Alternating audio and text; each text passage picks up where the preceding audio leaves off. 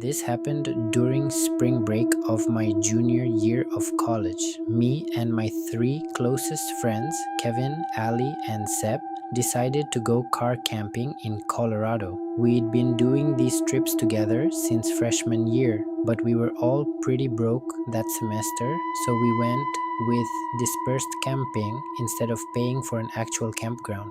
I found this spot on one of those camping apps that showed free sites.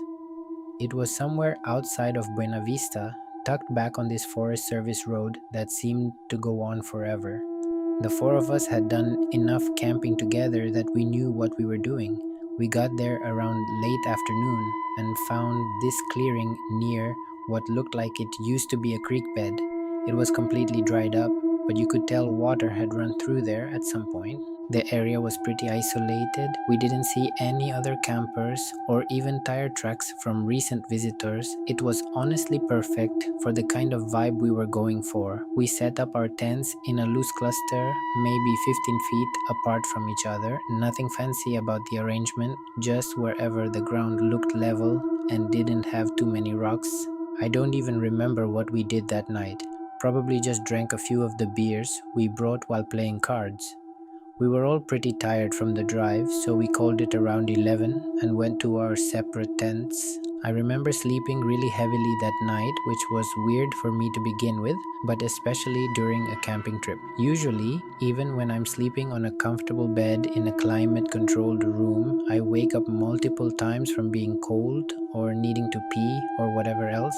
Point is, I'm a very light sleeper, and during a camping trip, forget it. I'm used to waking up at least 3 times, but that night I felt completely knocked out, like I'd taken a sleeping pill or something.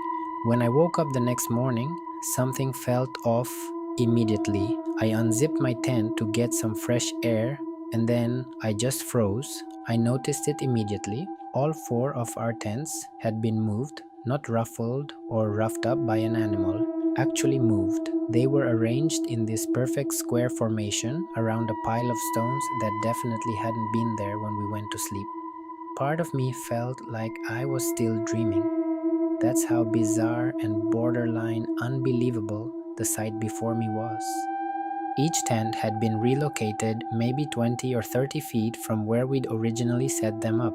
But that's not really what freaked me out. The stakes were still perfectly secured in the ground, and nothing inside any of the tents had been disturbed. My sleeping bag was exactly how I left it. My phone was still plugged into my portable charger, and all my other gear was in the same spot. Nothing was missing from my tent, which I checked, double checked, and triple checked. I thought I was going crazy. I yelled to wake up my friends. Kevin was the first one to emerge from his tent, and I didn't even have to explain the situation to him. I could see on his face that he was experiencing the same confusion I was. Ali and Seb crawled out a few seconds later, and as I watched them take a look around at the campsite, it was the exact same thing.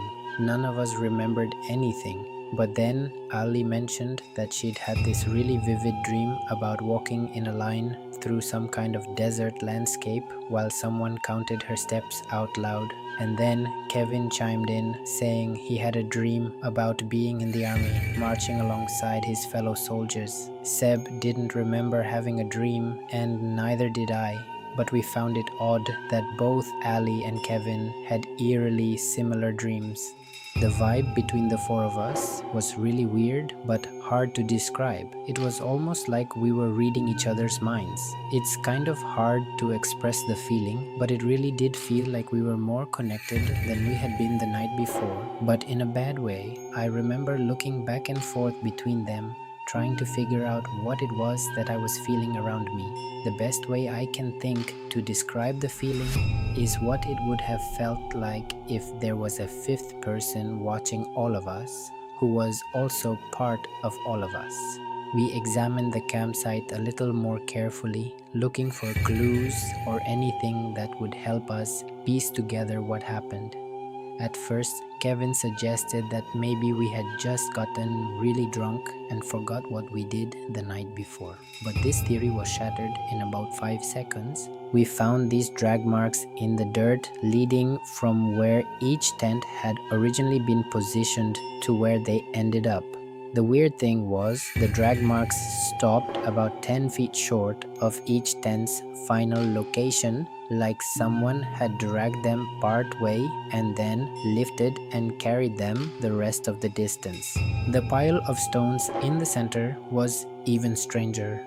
There were exactly 4 stones, and they were balanced on top of each other like some kind of sculpture. It actually would have been pretty were it not for the circumstances. Kevin walked over to get a closer look, and as he was leaning in to examine the top stone, he tripped and ended up knocking the whole thing over. The stones just kind of tumbled to the ground. Nothing dramatic. For a second, the 4 of us just stood there in silence, staring at the scattered stones. And then things went from a 5 to a 10. At the exact same time, all 4 of us started hearing this low rumbling sound coming from somewhere in the distance. It sounded like rocks grinding against each other, not like an earthquake or anything, more like an old stone door being pushed open. Hearing that sound kind of sent us into a panic, and we all just started packing without even discussing it. Like I said before, it felt like we were reading each other's minds, and that also applied to our feelings. I could feel my friends' fear, and I knew they could feel mine. It was really freaky, 10 times freakier than it had been not 2 minutes ago. I don't think I've ever packed up a campsite so quickly in my life. Realistically, we were out of there in under 5 minutes, but it felt like an eternity in that moment. I'm not going to harp too much on what happened. I really don't like thinking about it, and I'm worried that if I think too much about it, it'll go from being a fever dream that sort of sits in the back of my mind to something more real. That was 5 years ago. Now the 4 of us don't really see each other anymore, but I guess that's kind of how it goes as everyone gets older. Kevin moved to Denver after graduation. Ali's in grad school in California, and I think Seb moved to Chicago with his girlfriend. We keep in touch, but we've never really talked about that night since. My name is Simon. This happened last summer when I was 23. My girlfriend Cadence and I had been planning this camping trip for months, just the 2 of us. No cell service, no distractions. We'd been together for about a year and a half at that point, and honestly, things had been getting a little stale. Not bad, just routine. We figured a weekend in the woods would be good for us. We picked a spot in the Uwharrie National Forest in North Carolina. I'd been looking at different locations online for weeks, trying to find something that wasn't too crowded, but also wasn't completely isolated. The place I settled on was this campground about 3 miles down a Forest Service road. According to the reviews, it had maybe 6 or 7 sites total, and they were pretty spread out from each other. We left Friday afternoon around 3, stopped for supplies at a grocery store near the forest entrance, and made it to the campground just before sunset. The road getting there was rough, lots of potholes and loose gravel, but my truck handled it fine. When we pulled into the main clearing, I was honestly pretty satisfied with my choice. There were a few picnic tables scattered around, a couple of fire rings, and the sites themselves were tucked back into the trees enough that you'd have some privacy. We drove around slowly, checking out the different spots. Most of them were empty, which was good. We passed one site that had a blue sedan parked there, but I couldn't see anyone around it. Cadence pointed to a spot at the far end of the campground, right where the road dead-ended into the forest. It had a decent clearing for the tent and was positioned so that the trees blocked the view of the other campsites. We spent the next hour setting everything up. Cadence is one of those people who's really particular about how things are arranged, so I mostly just followed her instructions. By the time we were done, it was starting to get dark. I got a fire going while Cadence made sandwiches, and for a while, everything felt exactly how it was supposed to. We were sitting there drinking beer, watching the flames, not really talking about anything important, just existing together, which I think was kind of the point. Around 10 or so, Cadence went to brush her teeth at the spigot near the picnic tables. I stayed by the fire, poking at it with a stick and finishing my beer. That's when I noticed someone standing at the edge of our site, just beyond where the light of the fire reached. I jumped a little, I'm not going to lie, because I genuinely hadn't heard anyone walk up. The guy apologized for startling me and said he was camped over by the blue sedan and that he just wanted to introduce himself. His name was Aiden and he looked to be about 30. He had this really intense way of maintaining eye contact that made me a little uncomfortable, but I obviously wasn't going to say anything.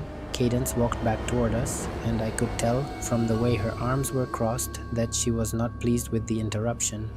Aiden noticed her, turned, and said she'd picked a good spot. "Real secluded," he said. He mentioned he was solo camping, trying to get away from people for the weekend, which seemed kind of contradictory since he was literally standing at our campsite making conversation. And by the way, as soon as Cadence walked back, I didn't exist anymore. This guy, Aiden's full attention was on my girlfriend, which wasn't exactly surprising but weird as hell. We talked for another minute or two, and by we, I mean he talked at Cadence while she gave him awkward reply after awkward reply, waiting for him to leave. Eventually, I cut in and told him we wanted to get some sleep because we were waking up early, and that got him to leave. As soon as he walked into the darkness, I noticed he didn't use a flashlight or anything, which I thought was a little odd. Cadence and I agreed about the weirdness of the whole thing and decided to try and forget about it. We stayed up for another hour or so, then put out the fire and went to bed. I don't remember falling asleep, but I do remember waking up, and the moment I woke up, I realized something was wrong. It took me all of 3 seconds to figure out why. I had woken up to voices somewhere in the distance. It sounded like two people having a conversation somewhere near our campsite. I looked over and saw Cadence fast asleep, and that's when the protective instinct in me kicked in. I didn't freeze or cower in the tent. I unzipped it as quietly as I could and poked my head out. The voices stopped almost immediately, like they had heard me, even though I thought I was being dead silent. As quickly as I could, I grabbed my phone and turned on the flashlight, shining it around our campsite. But whoever had been there had either already left or was further away than I initially thought. Eventually, I went back inside the tent and tried to go back to sleep. It was a public campsite, after all. People stay up late on camping trips, so I didn't think it was anything threatening. I just hoped whoever had been out there got the hint. I didn't bother mentioning it to Cadence the next morning. I didn't really see the point in stressing her out over nothing. We spent most of the day hiking, which was a lot of fun and a decent workout, honestly. As the sun started to go down, I went to grab more firewood from a pile we'd made near the truck. That's when I noticed something on the windshield. It was a napkin folded in half and tucked under the wiper blade. I pulled it out and unfolded it, and I was shocked to discover it was a note. "You should move your tent." I obviously wasn't going to keep that to myself, so I showed Cadence the note and told her what had happened the night before. When she saw it, she immediately asked if it was Aiden. I said, "I guess so, because who else would it be?" And as the two of us were discussing what to do next, obviously more than a little freaked out, as if on cue, who walks up but Aiden? He was wearing the exact same outfit as the day before, and looking at him filled me with a mix of rage and fear.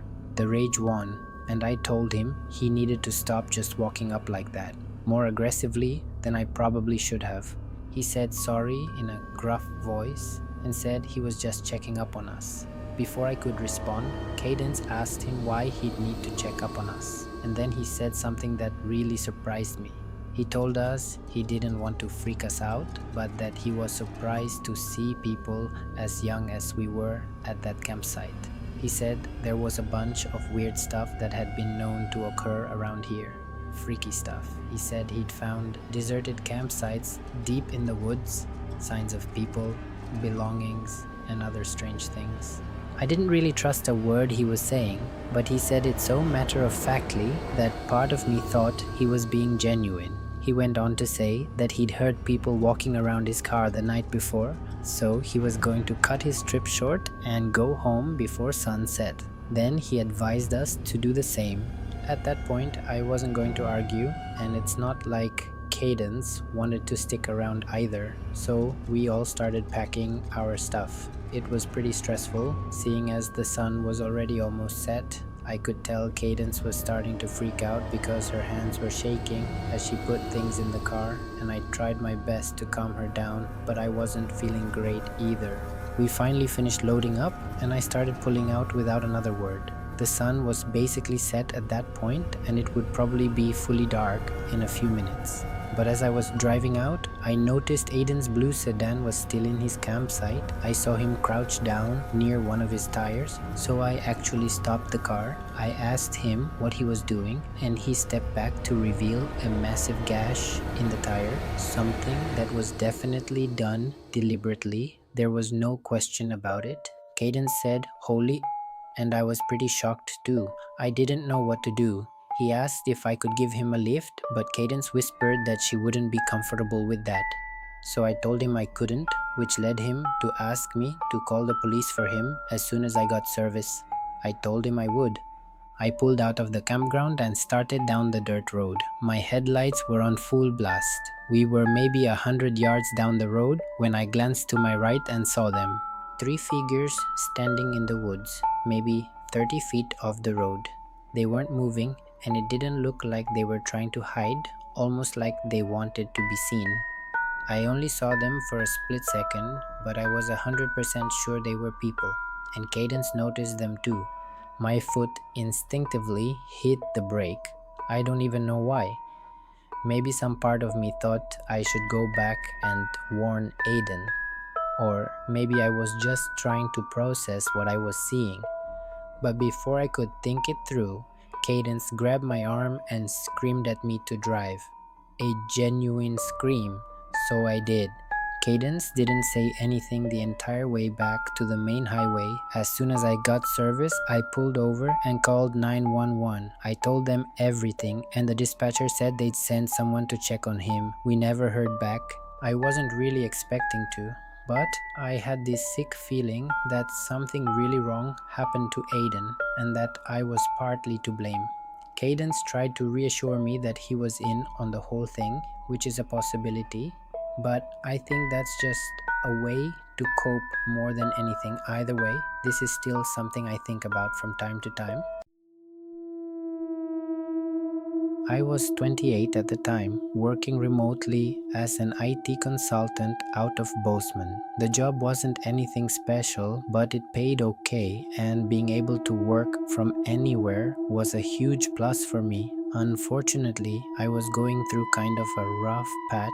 I had just gotten divorced about 3 months earlier, and I wasn't handling it well. Nothing I tried was working, and believe me, I tried everything. It seems a little foolish looking back, but at one point, I was convinced I'd spend the rest of my life in misery unless I did something drastic. Go off the grid for a few weeks in the wilderness, that kind of drastic. So that's kind of what I did. Camping has always been a big part of my life, so trekking out into the wilderness all alone isn't actually as crazy as it sounds.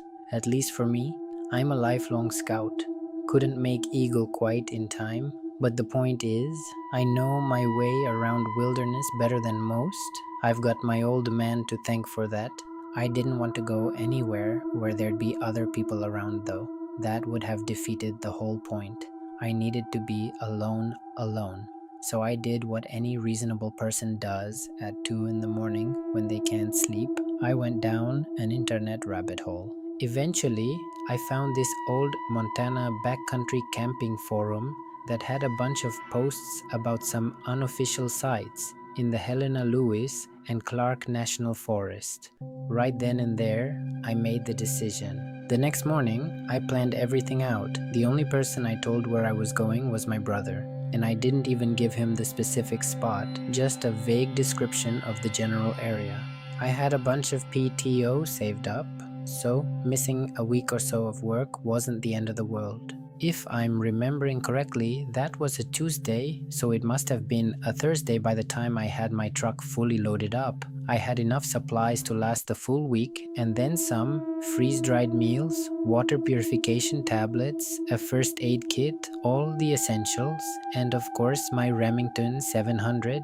I'm not a gun nut or anything, but you don't go that deep into the Montana wilderness without protection from wildlife.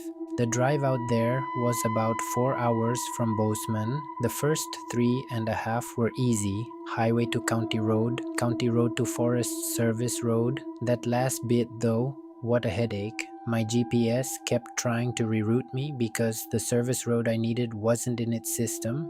After some painful backtracking and double checking those online posts, I found this overgrown trail that seemed to match up with what someone had written. Twice, I had to stop to move branches and debris that were blocking the path. My truck's a decent 4x4, but I was starting to worry about getting stuck. I drove along the path until it was impossible to go any further, then shut my engine. I knew I'd have to reverse out when the time came to leave, but I'd prepared for that, so I wasn't too concerned. As soon as I stepped out of the truck, I was pretty confident I was in the right spot. But that far into the wilderness, there's not really a right spot, since everything is as remote as everything else. Either way, I was pleased. There was a clearing not too far from the cluster of trees I'd parked in front of, and it looked like a perfect place to set up camp, except there was already a tent there. I noticed it almost immediately. It was this old olive green tent that looked like it was from the 80s. My first thought was that someone else had found those coordinates, but the tent looked like it had been there for years. There was actual mold growing on the ceiling, visible from 20 feet away. I walked over out of curiosity. I probably shouldn't have, but whatever. I called out a friendly hello and waited. No response. The zipper was partly open, so I just unzipped it the rest of the way. The smell in there was god-awful, like something had died inside. The stench was unbearable, but I was in too deep and too curious to just walk away. I looked around the tent and saw an empty sleeping bag, some soup cans, and a little notebook. I withstood the nastiness just long enough to grab the notebook, then pulled my head back out into the fresh air.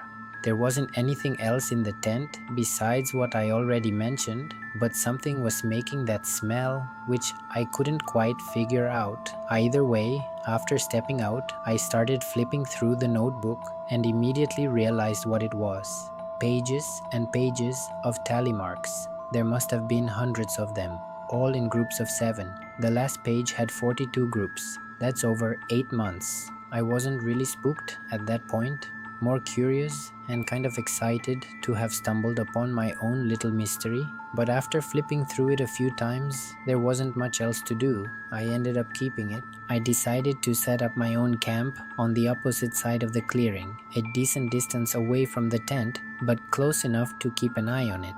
I didn't like the thought of letting it out of my line of sight. As I settled in and got a feel for my surroundings, I realized there were no signs that anyone had actually camped here before. I went for a pretty extensive hike and didn't find any old fire rings, trash, trails, footprints, anything that would even marginally suggest another human. It was a really clear night. I remember that distinctly because the stars were incredible out there. The drive and setup had exhausted me, so I fell asleep pretty quickly. I woke up randomly in the middle of the night. I had no idea what time it was, but I knew for a fact I didn't wake up to nothing. I'm a very heavy sleeper, even out in the wilderness, so I knew something was wrong. I froze in the dark and listened, and after about 30 seconds, I heard it. Whispers.